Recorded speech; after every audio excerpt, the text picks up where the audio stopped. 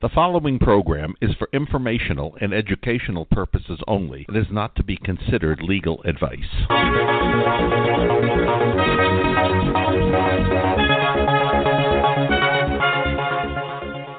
Fraudsters Radio was created to expose the many scams and frauds that have so infected society today. Scammers, fraudsters, and rip-off artists abound, whether it's scamming homeowners with bogus foreclosure relief services, dating fraud, incompetent lawyers, or consumer rip-offs. It's high time the public has a voice. If you work in a profession that deals with fraud, or if you believe you were or are a victim of fraud, you now have a radio listening public that wants to hear from you. Please feel free to message us through our Fraudsters Radio Facebook page, and we may have you on the show as a guest. If you'd like to call in for today's show, the number is 646-668-8512.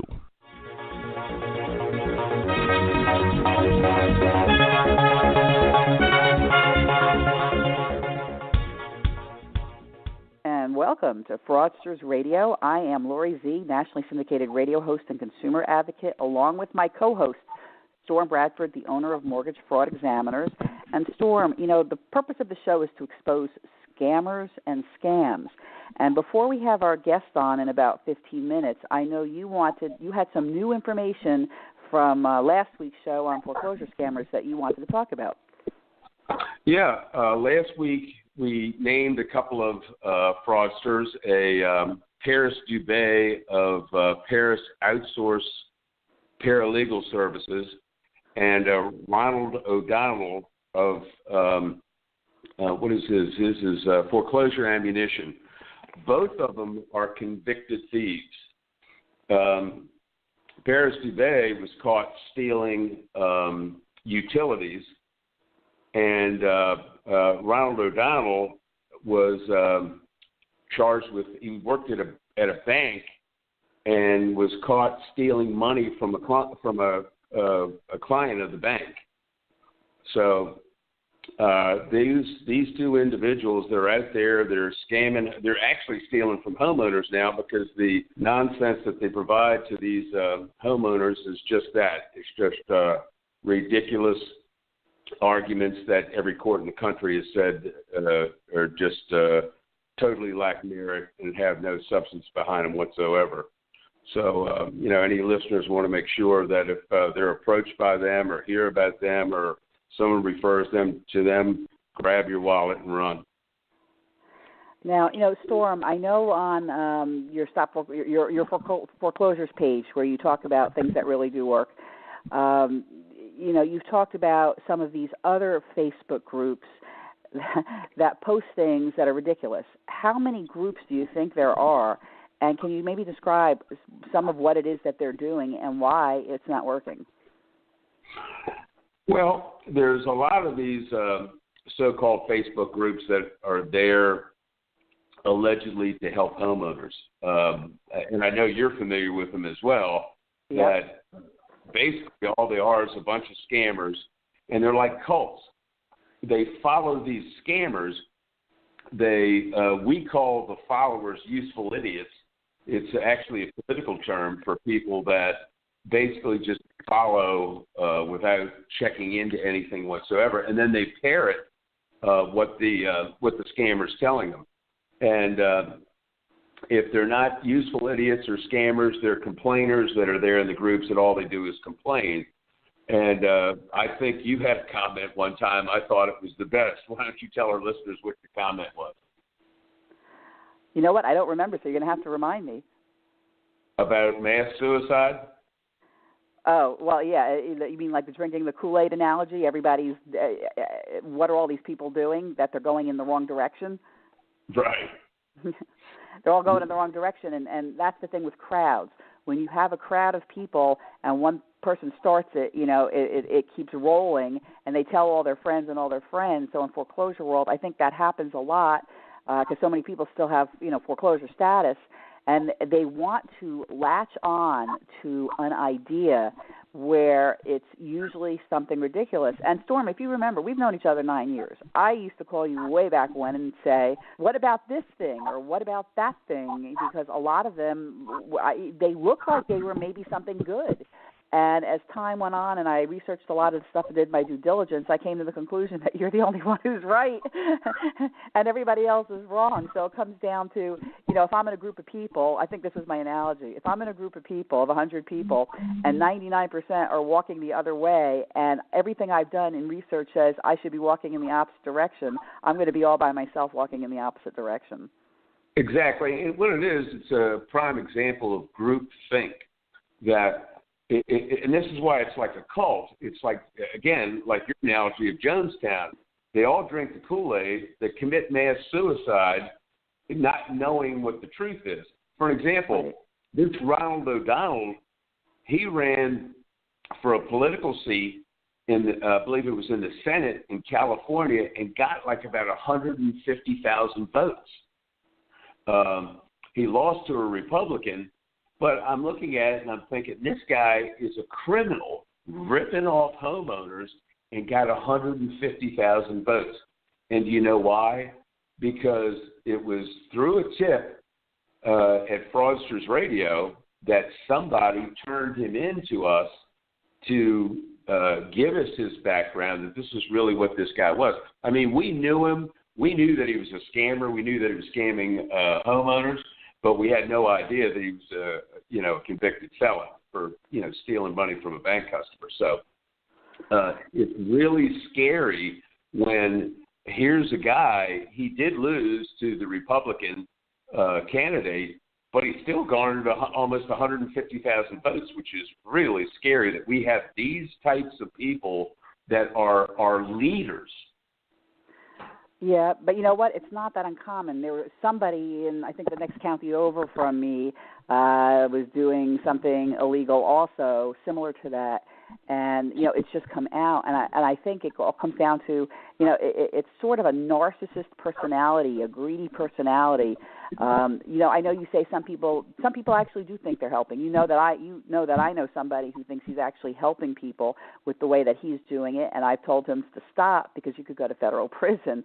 On the other hand, you've got the people who they know that they're doing something wrong, and they're able to connive and convince all the other people because, again, those people want to believe in something when it comes to saving their home.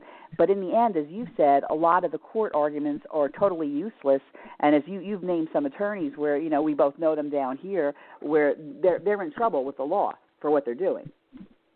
Yeah, I mean, it's really scary. But I guess maybe the scariest part, and this is why we decided to create Fraudsters Radio, is that people are not educated into what the scams are. And what's even scarier is this individual, Ronald O'Donnell, if you Google him, you find nothing bad about him at all.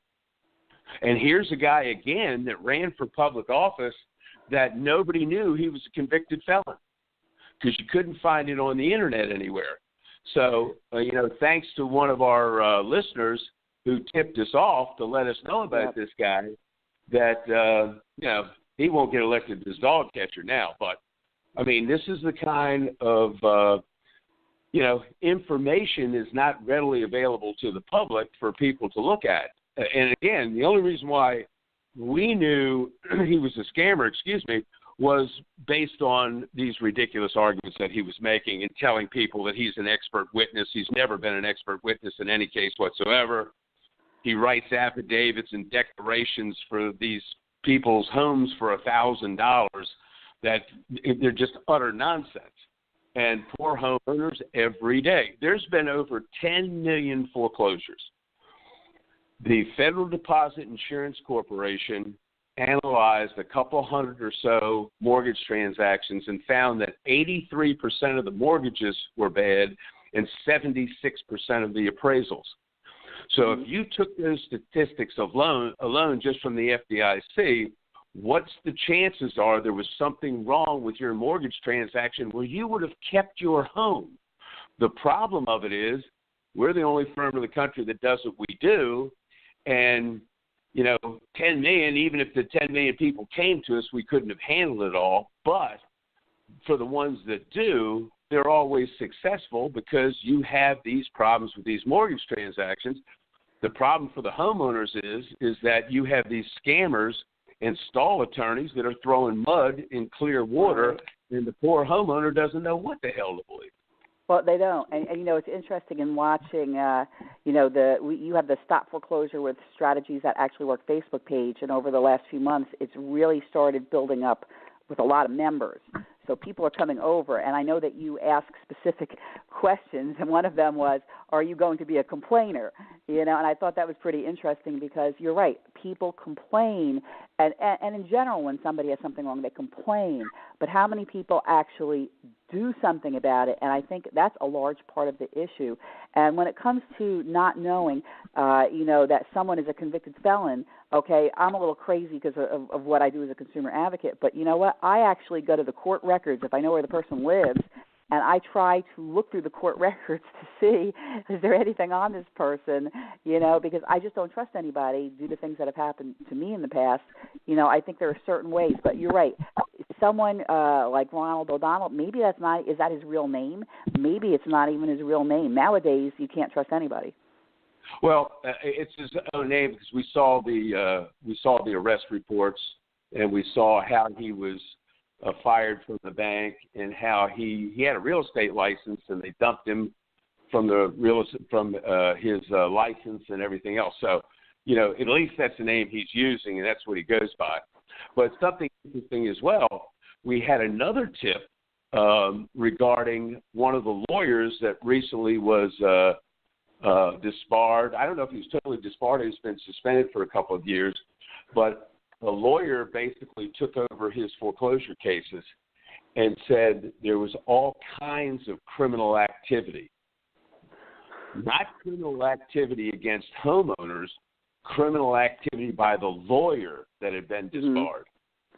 Right. So, which it kind of runs rampant because these stall attorneys are, again, as we've mentioned many times, are ripping off homeowners because they're doing nothing but stalling and making a bunch of money, when if they had that transaction analyzed, they would have found what the FDIC found, and these people would still be in their homes, but for the incompetence of that lawyer. Right. Well, keep in mind, people may be listening nationwide. I'm in Florida, you're in Virginia. But down here in Florida, in all honesty, the bar they really don't care. I mean, you can file a complaint, but what you basically have to have is a lot of people filing a complaint in a short amount of time with some type of evidence before they actually step up and do something. But as we mentioned, Laurie, not to interrupt you, but as we mentioned before, that these homeowners don't complain. The reason why they don't complain is the attorney says, "Why? Okay, you lost your house, but I kept you in your house for 3 or 4 years." Well, no, they didn't. They were in the house because it takes 3 or 4 years to wind its way through the court system. Right. But they convinced these homeowners that they actually did them a favor by stalling, which is utterly absurd, plus is an ethics violation. You cannot stall court cases for the very purpose of stalling it. Right. Well, let me ask you, if the Florida bar was aware that these people, like Mark Stopa, who you're talking about, they were aware, I'm sure they were aware a long time ago, the bar, people were making complaints. But like I said, I still think it takes a certain amount of complaints. I don't know. I get the feeling they don't really care. I know you might disagree with that, but, I looked up 6 out of 8 attorneys that I know, and 6 of them had disciplinary action against them. 6 out of 8. And that to me is a scary statistic because they list them as a member in good standing because they pay their dues. But sometimes when you Google them, it doesn't necessarily show, that they were disciplined unless it comes up on a website like avvo.com. Sometimes that will show that the lawyer had some type of disciplinary action. But, it's the whole thing, it's crazy because you've got all the people following the lawyer or the person in charge of this, foreclosure thing that they're doing, and they don't ask enough questions, they don't do due diligence, and then on the program itself, and then again, they don't do it on the lawyer or the leader of the group. And so, I've seen you attacked many times in some of these groups, and you beat them down every time. You're like, well, show me where you won. Show me what the case is. And they have no response to you. Well, I must comment on one thing. The Florida bar did do its job in the case of Stopa. Yes. To the other cases, you got to remember something. It's tough on the bar because what the bar's doing when they're looking at an attorney is if it is something that calls for a suspension or a sanction or something like that. Sanction's one thing. Suspensions and disbarment is something else because you're talking about taking away somebody's livelihood. So that's where they're looking for more than one person that's made a complaint. Gotcha. Is this something that's ongoing, or was this just a fluke by some stretch? So it's really hard, and I do understand how the bar looks at it from that standpoint.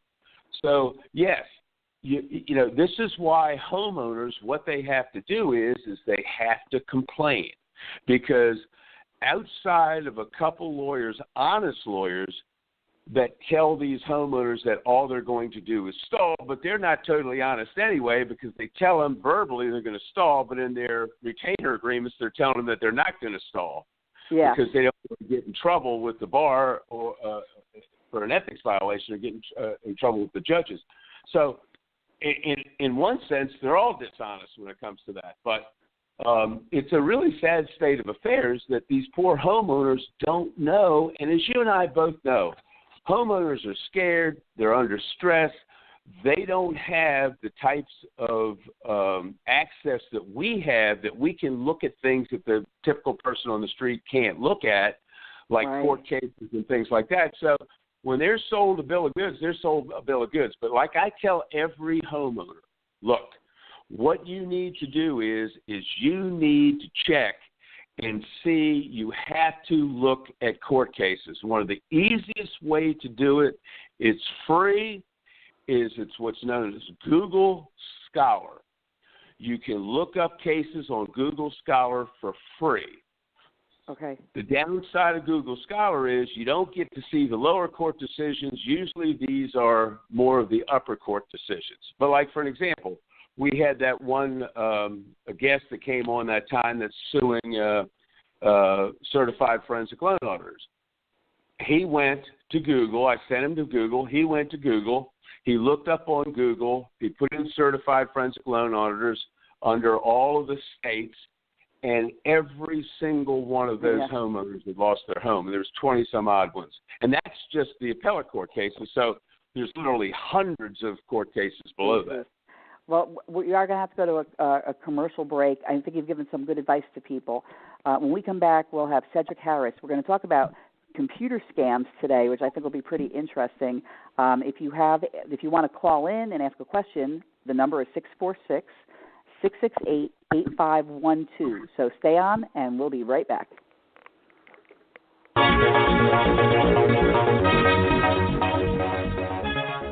Have you received a notice of foreclosure on your property? Do you suspect that you're involved in an unfair or fraudulent loan agreement? Are you looking for a way to save your home? Would you like to cut through all the misinformation and find out what really works? Would you like to learn strategies that the so-called gurus aren't aware of? If you answered yes to any of those questions, a professional team at Mortgage Fraud Examiners can assist you and your attorney with all of these things and more. Contract breaches, errors, statutory regulatory violations, fraudulent appraisals, and other fraudulent conduct cause most mortgages to be legally problematic.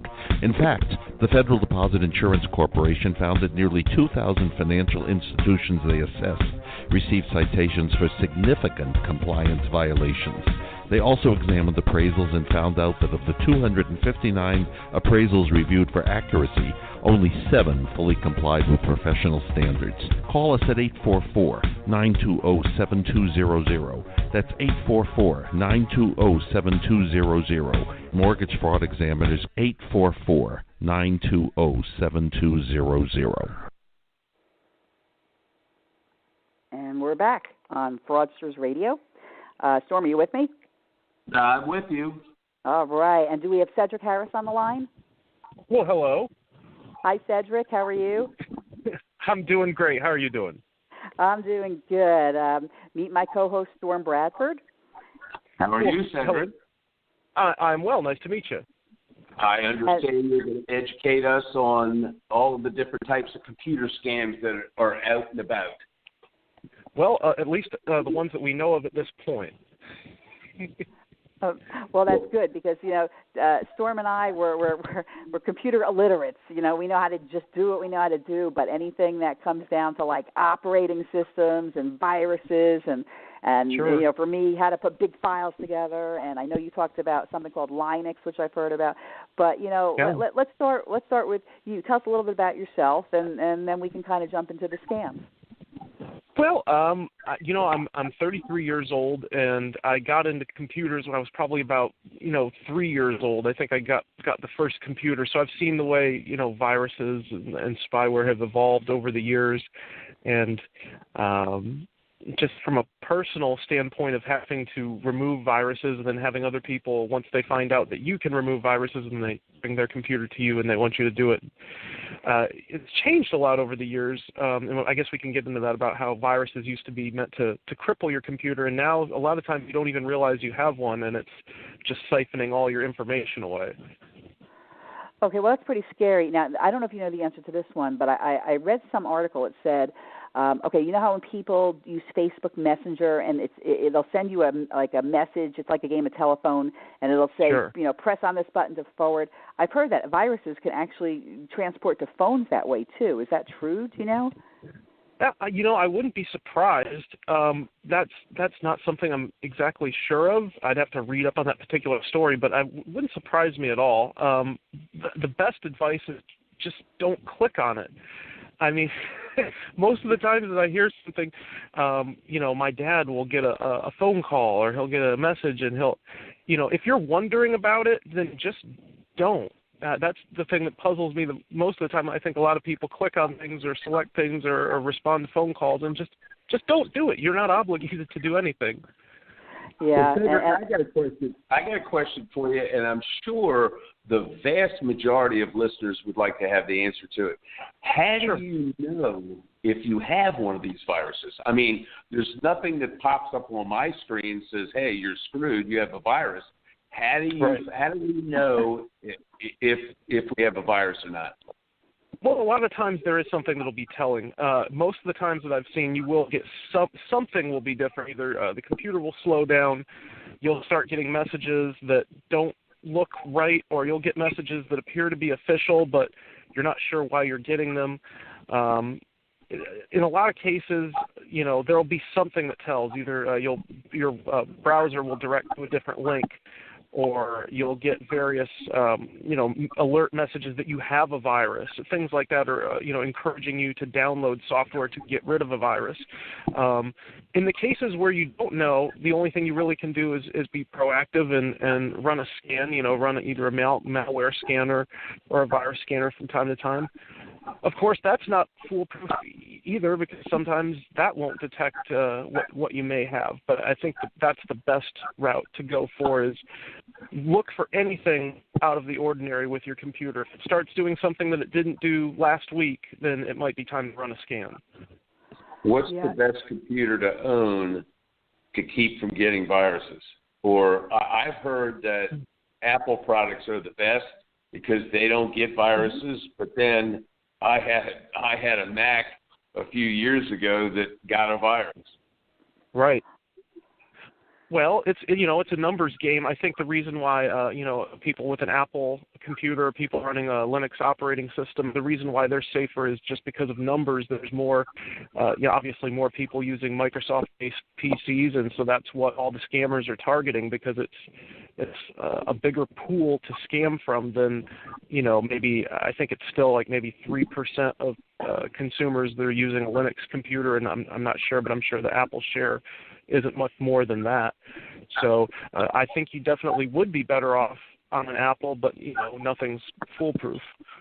Well, let me ask you, Cedric, is it possible, like if I'm running a Windows program, is it possible to change that over to, or convert what's on my Windows system over to Linux or to a Mac system, or is it like really a pain in the butt and that's why people don't want to do it? Well, yeah, I guess it is. I mean, with the case of the Apple, you'd have to, it's proprietary. You'd have to get an Apple and then move transfer your data over. Linux is a little different because they have, the way they have it now, you can load it on your computer either from a DVD or a USB flash drive, and you can actually have it install alongside your Windows partition. It'll make a new partition, and when your computer boots up, you'll be able to choose between going into Windows or Linux, and they'll stay right there on the computer side by side. And that's what my dad's been doing lately. He'll use the Linux partition to do all of his online banking, any sort of ordering things online, from Amazon or whatnot, just for, a little bit of added security that they're not going to target the Linux computer. It's not impossible, but it's much more unlikely. Okay, and some of the websites now changed. Obviously, they've got the HTTPS for secure. Yes. But so, is it really that much secure, or if it ends in the S, can it still be hacked? Oh, yeah, it can be hacked. I mean, anything can be hacked. I mean, you'd be a lot better off going that route. But, you never know if there's a keylogger that's already on your computer that could be, you might have the most secure connection possible, but there's still something, in line that's, logging your information, like I said, like a keylogger or something that's writing down all the information that you put in. So you might have a secure connection, but you might already be infected. So, I mean, nothing's 100%. Explain what a keylogger is.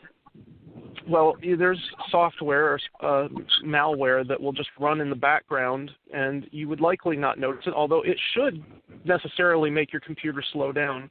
But it will log any time that you put in, a social security number or anything. It can just sit in the background and record everything that you're typing into your computer. That's why it's, good to have some sort of, malware detection. So, you at least can have a little bit more confidence when you're entering that sort of stuff into the computer.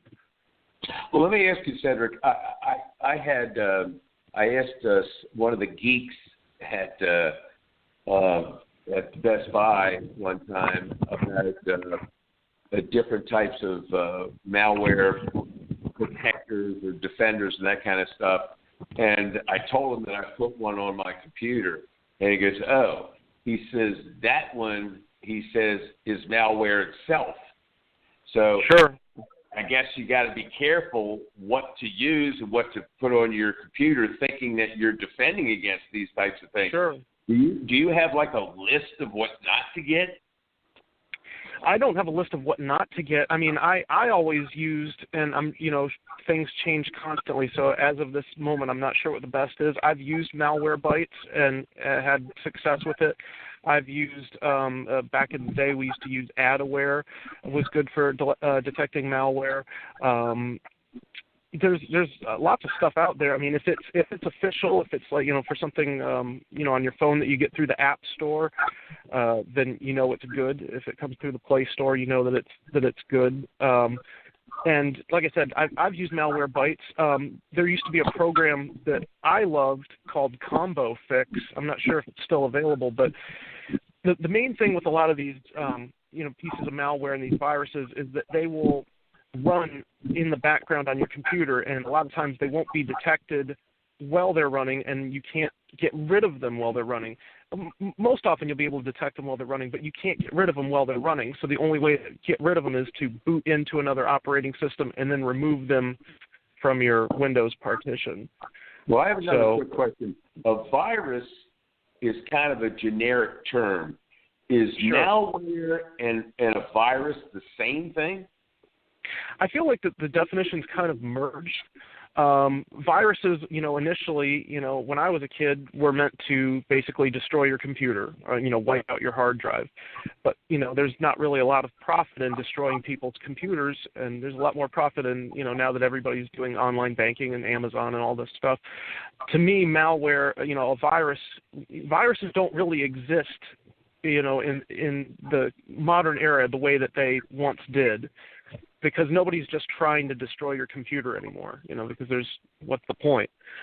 So to me, malware is stuff that's actively either, trying to keep tabs on you or get your information, or exploit your computer to go to certain sites, ping certain sites, things like that. That's malware. Whereas viruses, nobody really does that anymore the way they used to. Different purpose. All right. Well, Cedric, stay with us. We are going to go to a commercial break, and we'll be back, and we're going to talk some more about computer scams. Stay with us.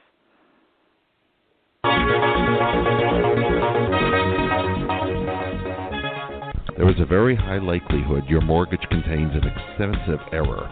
At Mortgage Fraud Examiners, we know just how costly a missed opportunity can be. For almost 40 years, we have consulted, retained, and referred to by attorneys, lawyers, trial practitioners throughout the nation. Put another way, we are the trusted source for litigation support. A foreclosure is basically an allegation the homeowner breached the contract by failing to make timely payments. The contract is clear. The borrower promised they would make timely payments, and if they didn't, the lender could take the property. The only way to overcome the homeowner's breach is to show the lender breached first. Identify errors that would void the contract. Identify regulatory violations. Identify appraisal fraud and other fraudulent contact. And the only way to find these wrongs is to thoroughly examine the whole mortgage transaction. This meticulous examination of your mortgage transaction and appraisal can identify legal defects that would make your mortgage unenforceable and entitle you to compensation or even free title to your property. Call us at 844-920-7200. Mortgage Fraud Examiners, that's 844-920-7200. 844-920-7200. Okay, we're back on AM/FM 24/7 radio with our special guests. Cedric, can you explain, I know it's in the news now, and you see a lot about it, ransomware. Now, you were saying just a moment ago that it's not profitable for these people to destroy your computer, but now this ransomware, to my understanding, actually I've had it sent to me that either pay us this money or we're going to destroy your computer. Can you go into that a little bit and explain that to our listeners? Well, I remember the first time I got ransomware. I was actually working at a radio station, and I don't think I was the one who downloaded the malware, but one day I was going to check email or something like that, or load a Word file, and everything was scrambled. I mean, everything was gone. All of our scripts, all of our copy, everything was gone and replaced with gibberish on the screen, just all these characters and random numbers and things. And sure enough, I started looking through the email, and there was an email saying, if you want to get your data back, send us $500 to this, go to this link and transfer us $500. And I remember I must have spent the whole rest of the day trying to research, is there a way to unencrypt this encrypted information? And the short answer is no. There isn't a way to do it. I read a story, I guess it was a year or two ago, about a police department that got attacked by ransomware, and they didn't have any option other than to pay the ransom, and I think they got their information back. But even the police department, they just had to pay the fee, and that's all you can do. It's so encrypted that you can't possibly decrypt it, at least with what we know now. So it's interesting. That's why I would recommend backing up. Yeah, and it's interesting. I had a family member this happened to recently where she thought it was her remote service calling in, and it wasn't. And so she's all it's actually my mom. She's 78, and so she thought it was it sounded like the real guy, the voice, and she went to her computer and whatever it was she had her do. It locked down her computer, and then he said, then of course he said, for X amount of dollars, I'll fix it, and so she was lucky she didn't turn the computer off. She called the real company, and I think it cost her $300, but they were able to undo whatever it is. So when they're doing ransomware, or do you think they're targeting specific companies or places where they know people have the money to do it, or do they just go after anybody? I would imagine it's more of a shotgun approach. because I don't think they knew that we were a radio station. I think it was just a spam email that came in, and somebody said, "Ooh, that looks interesting," and clicked on it, and that's how it gets in. It's amazing to me the things that people will click on, but I mean, my situation is I've never actually had a virus in probably or malware in probably 10 years that I can think of, because I try not to click on things and I don't know what they are. And I just can't underscore that enough, is if you don't know what it is, just, it's not worth it. Yeah. If it's that important, they'll call you. Yeah. Cedric, outside of working for the NSA, is there any way to track down these people who are, doing what they're doing as far as ransomware is concerned? I suppose there are ways. I've seen videos online where people will scam the scammers, and those are great. They're very enjoyable to watch. I don't have that advanced level of knowledge. I know that a lot of times these guys are running behind proxy servers, which will block you from ever telling where their IP is even originating from. So in that case, it would be very difficult. I don't think the average person. I'm not good enough that I'm going to be able to track down and jump on their machine. There's people who can do it though, and there's lots of videos showing how to. Well, what's scary is just like regular ransom, where they've kidnapped some humans. Lots of times they get the money and then they kill them because they can identify the people who did it. So, I mean, if somebody was to pay with ransomware, there's no guarantee that they're going to cut your information loose anyway. Right. It may not even be possible. Right. So what in the case, well, the best thing you do is take a proactive approach and have your stuff backed up. I try to back up. I went out and bought a 2 terabyte external drive. I actually have 2 of them, and every once in a while I just back everything up. And if my computer ends up being an oversized paperweight, I can just wipe everything and start from scratch. I think that's the best thing is don't click on anything that you're not sure of, and make sure you're backed up, because there's really nothing you can do. There's nothing you can do that works 100% of the time. There's always a possibility that you're going to get gotten. But if you're backed up, and if you go ahead. I was just going to say something, but for the average individual, and when Laurie said we're computer illiterate, well, I am with a capital I. And for somebody like me, that they get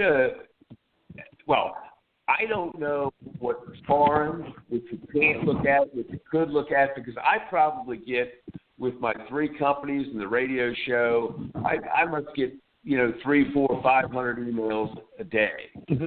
And so I don't know what's good. I don't know what's bad.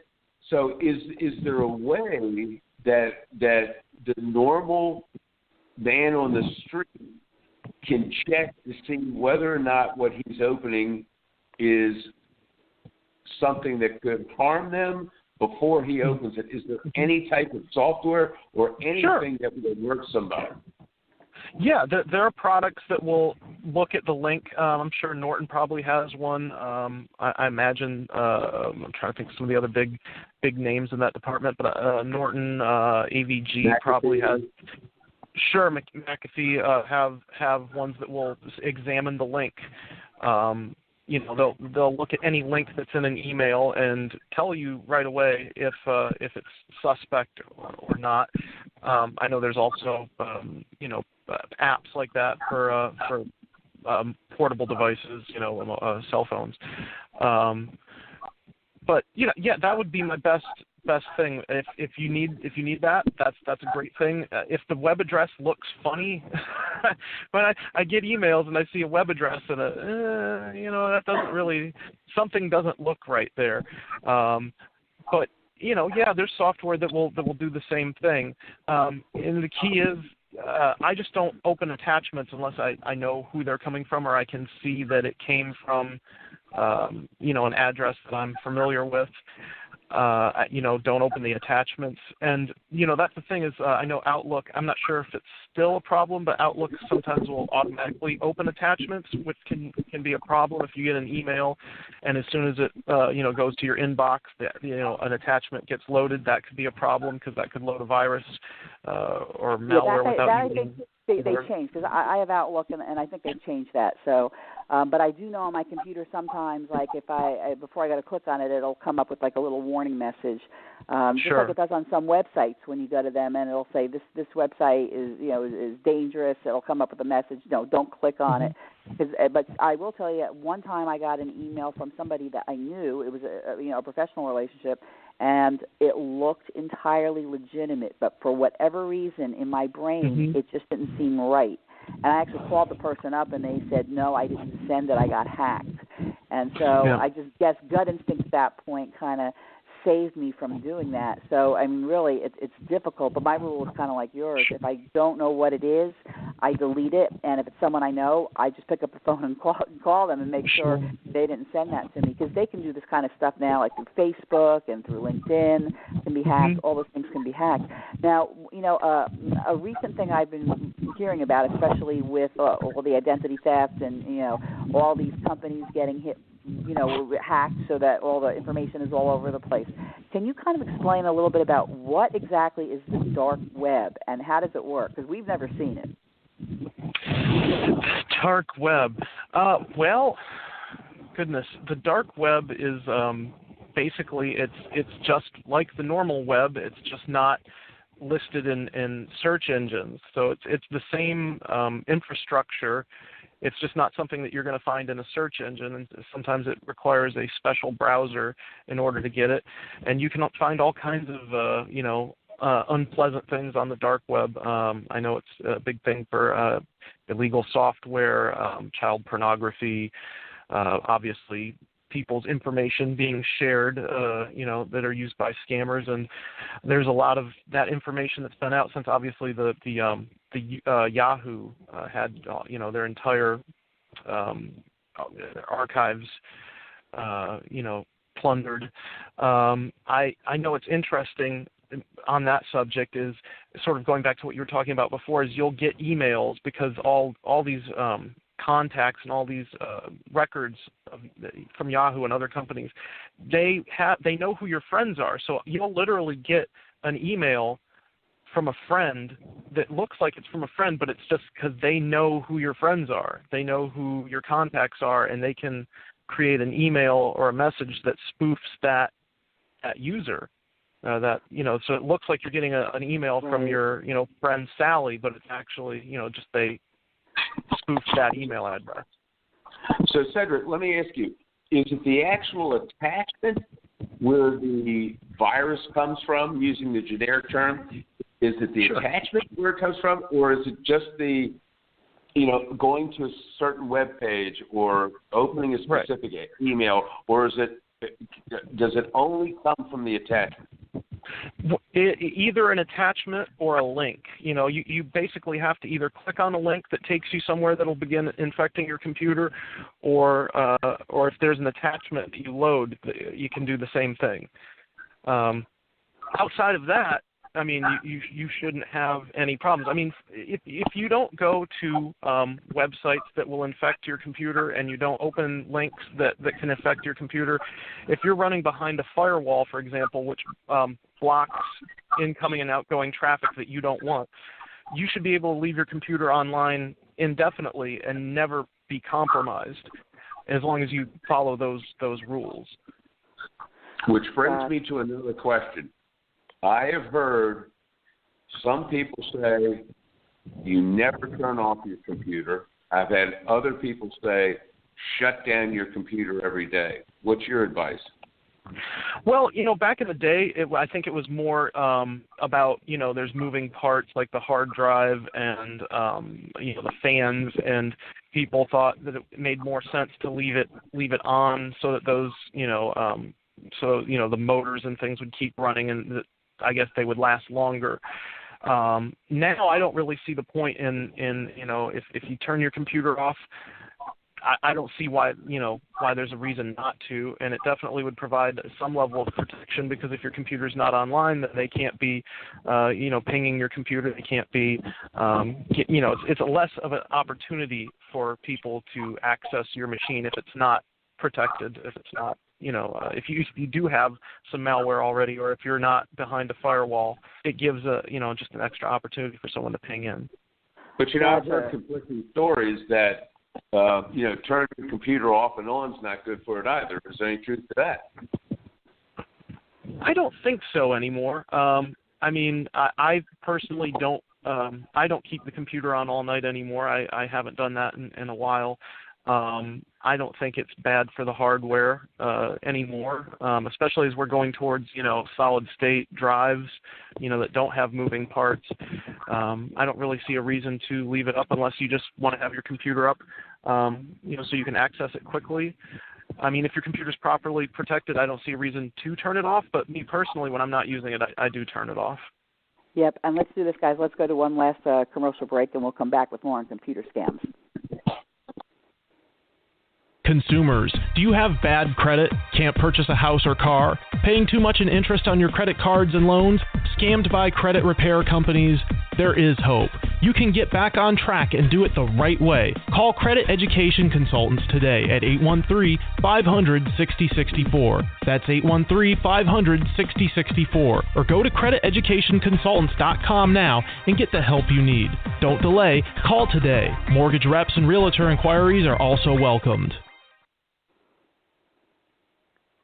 Okay, we're back on AM FM 24/7 radio with our special guest that is educating us on what to stay away from as far as these computer scams are concerned. I did have another question for you, Cedric. Sure. So far, what I've gotten from you as someone who knows nothing about computers is, number one, I should have something that will warn me against a possibly bad link or a bad email. And two, secondary to that, have something that I can clean my computer if, in fact, something did get past that. Is that the only two things, or are there other things that someone such as me who knows nothing about computers should do? That's a good start. Honestly, I would say if you avoid going to websites that, the main people, when I get a computer that's been infected with something, it's usually because they've been going to either porn sites or file sharing sites, or they've been downloading some sort of pirated software. It's very common for pirated software to contain malware. Going to certain download sites and just downloading like shareware type programs. A lot of those will have little goodies hidden in them. So that would be a good thing, is avoid any site that's not something that is official. Obviously, like I said, things like pirated software sites and some of these music sites. Where people go, anytime it's something that looks too good to be true, I guess you'd say, anything where they're promising something free, it's not free, and you're probably not even going to get what you're looking for. You'll think you're downloading the latest copy of Microsoft Office or something, but you're you're downloading something more than you bargained for. Yeah, and I don't think you should talk to anybody on the phone if you don't know who they are. That's the other thing too, because every I'm going to say probably 2 or 3 times a month I get those calls, Cedric, where they're, Sure. they say, I'm from your computer company, whereas my real people tell me who they are by name and the phone number pops up right. on my caller ID. But if you don't look at that call ID, anyone that you do business with, you should have their numbers programmed into your phone, because that way it'll pop back up. And if they're calling from a different number, then you start to question, is this really the person? And so, that's how I try to avoid that. Now, I use Norton, which I find to be fine. I had Malwarebytes. Is there an advantage to having Norton and Malwarebytes, or one or the other will do the same thing? Well, they do. Norton has different products that'll do different things, but traditionally Norton goes after more traditional viruses. Whereas Malwarebytes, I found programs that specialize in adware and spyware will find things that your common antivirus program won't find. Okay.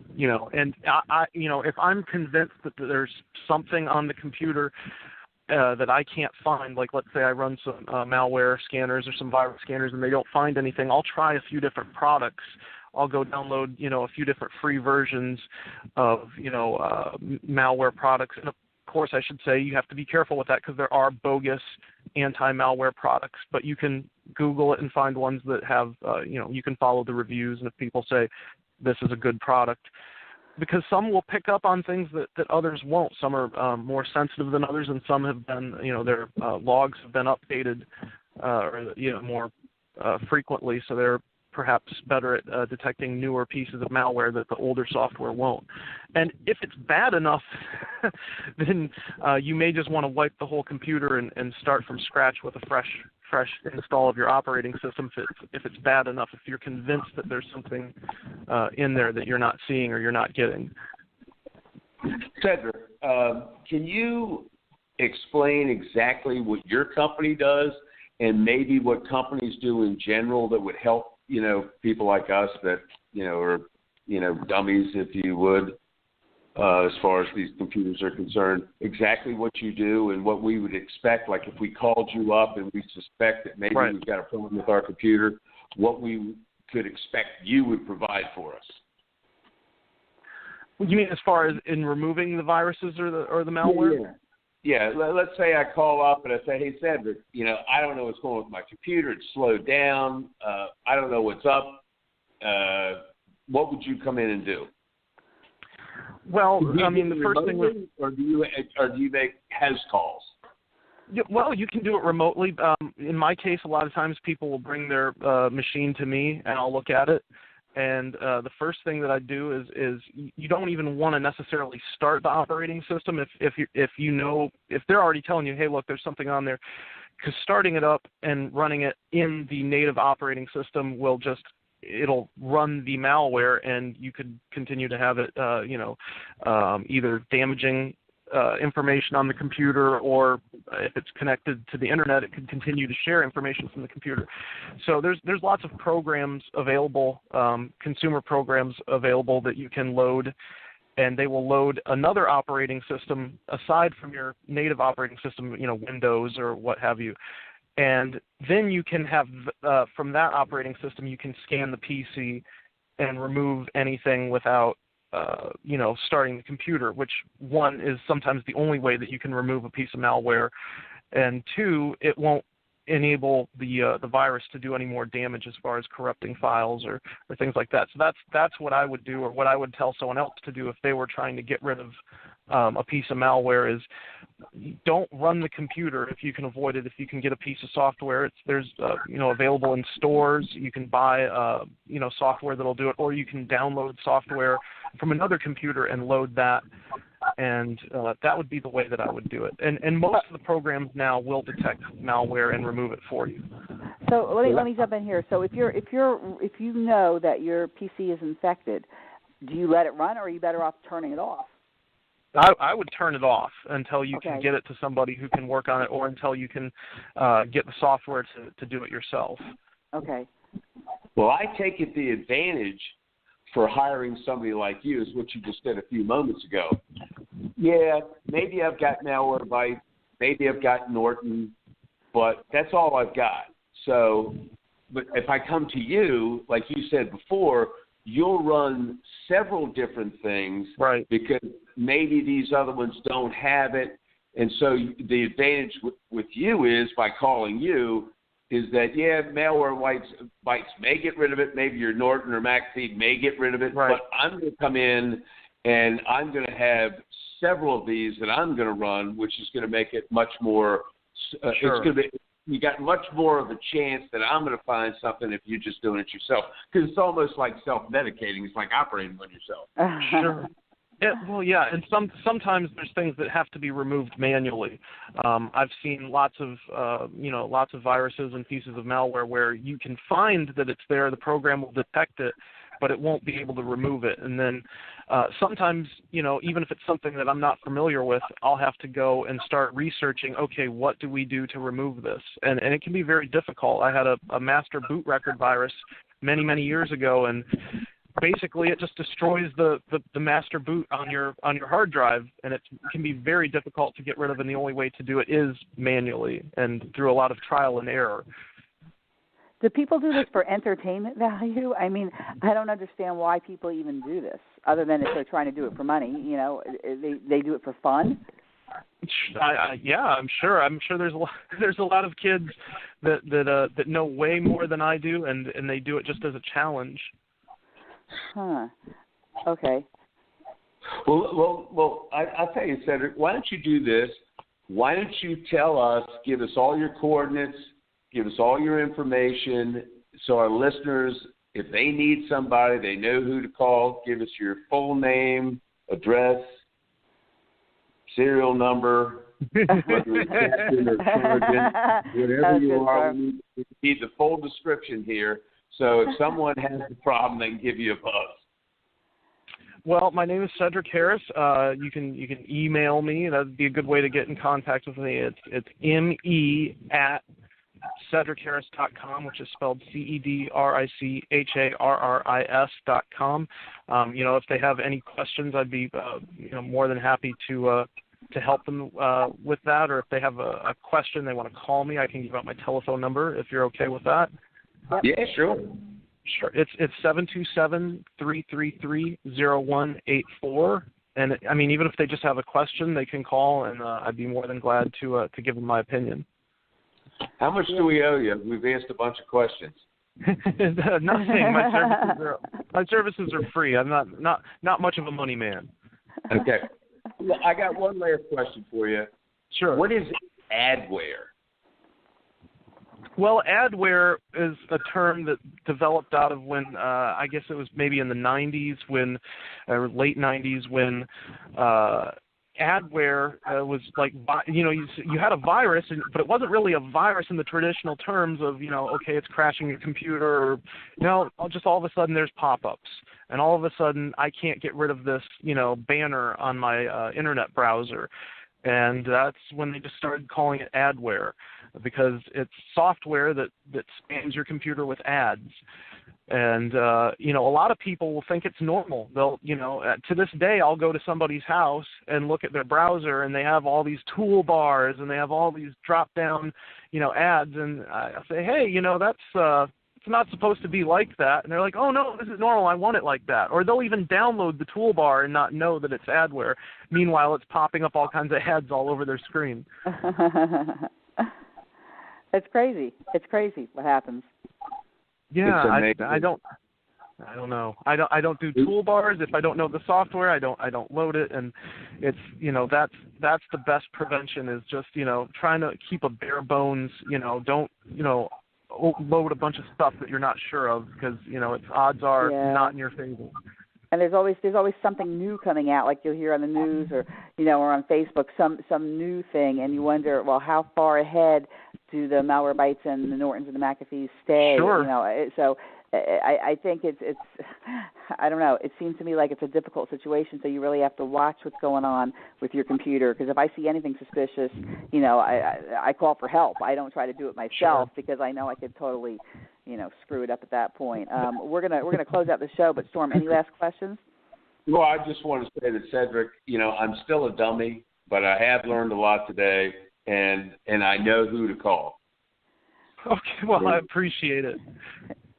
All right, Cedric, we're so glad that you joined us. And for our listening audience, thanks for joining us today on Fraudsters Radio. Please join us again next Monday from 1 to 2 p.m. Eastern Time live. And remember, we do want to hear your stories. You can contact us through the Fraudsters Radio Facebook page. Have a great day, everyone. Have your house payments skyrocketed under an adjustable rate mortgage? Have you been laid off or had your hours cut? Are balloon payments coming due? You need help from mortgage fraud examiners. To stop the housing crisis, Congress and the White House are pinning their hopes on homeowners renegotiating their mortgages. The trouble is, the banks are saying no 80% of the time. Mortgage fraud examiners can help you get the leverage you need to turn things around. They estimate that up to 85% of all mortgages are legally deficient. Mortgage fraud examiners can perform a mortgage transaction analysis and an appraisal to find legal deficits in your mortgage. It's like CSI for your home loan. Banks and lenders suddenly start cooperating when faced with a lawsuit for violating lending laws or appraisal fraud. Find out how mortgage fraud examiners can help you. Visit Mortgage Fraud Examiners. Call 844-920-7200. That's 844-920-7200.